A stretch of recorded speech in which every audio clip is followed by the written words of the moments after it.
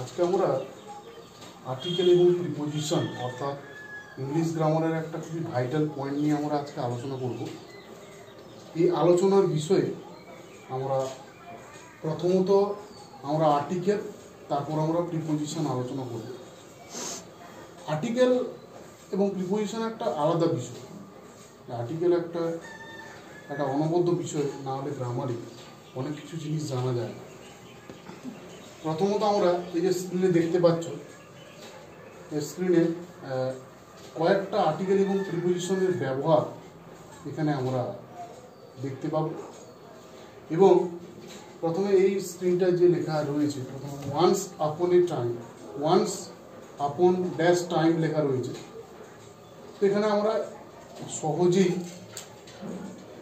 এখানে once upon a time আমরা ব্যবহার করতে পারি। এর এক্সপ্লেন স্বরূপ আমরা বলতে পারি যে একদা এক সময়, এই জন্য এখানে এটা ব্যবহার করা হয়েছে। দেয়ার ওয়ার থ্রি র্যাবিটস, তিনটা র্যাবিট ছিল, অর্থাৎ খরগোশ ছিল। এবং there were good friends, they were very good friends, তারা সবাই একে অপরের খুব ভালো বন্ধু ছিল। এবং দ্বিতীয় যে ড্যাশ একটা শূন্যস্থান রয়েছে, সেখানে আমরা আলোচনার প্রসঙ্গে যাই। They lived dash a big hole, এই বিষয়ে এখানে আমরা ভুল করে ফেলি যে ইনসাইড হবে না ইন হবে। এক্ষেত্রে আমরা ইনসাইড বসাবো এবং এক্সপ্লেন স্বরূপ আলোচনা করছি। ইনসাইড হবে, ইনসাইড এ বিগ হোল। আমরা ইনসাইড আমরা কখন বসাই? আমরা ইনসাইড বসাই যেখানে অর্থাৎ একটা জিনিস একটা রয়েছে। ধরুন এখানে গাছ সম্পর্কে বলা হচ্ছে যে dash a big banyan tree, যেহেতু রয়েছে গাছের প্রসঙ্গে তার একটা হোল, এই জন্য এখানে ইনসাইড ব্যবহার করা হয়েছে। পরবর্তী যে শূন্যস্থানে আছে এ বিগ হোল in a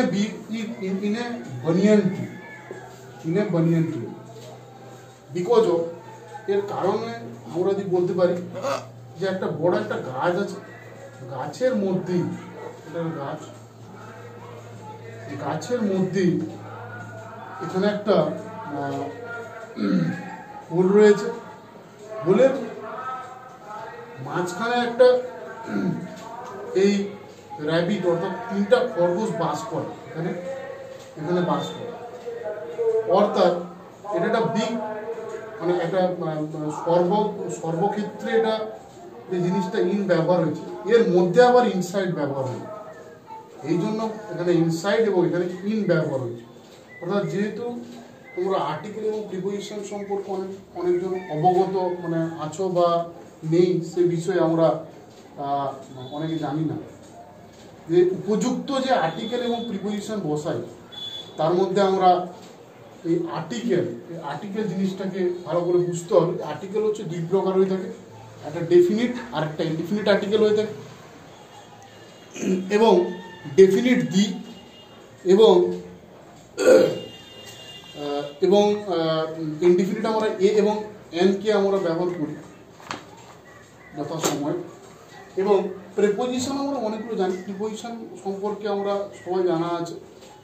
যেমন করে হচ্ছে ধরে নাও নাউন বা প্রোনাউনের পূর্বে যে কোনো প্রিপোজিশন বসতে পারে। প্রি মানে পূর্বে, পজিশন মানে অবস্থান। আমরা নাউন বা প্রোনাউনের পূর্বেই আমরা প্রিপোজিশনটাকে বসিয়ে নাউন বা প্রোনাউনের মধ্যেকার যে সম্পর্ক সেটাকে নির্দেশ করি। অর্থাৎ আর্টিকেল এবং প্রিপোজিশন সম্পর্কে যদি তোমরা আরও বেশি কিছু জানতে চাও, তাহলে নেক্সট ভিডিওতে আমরা আলোচনা করব।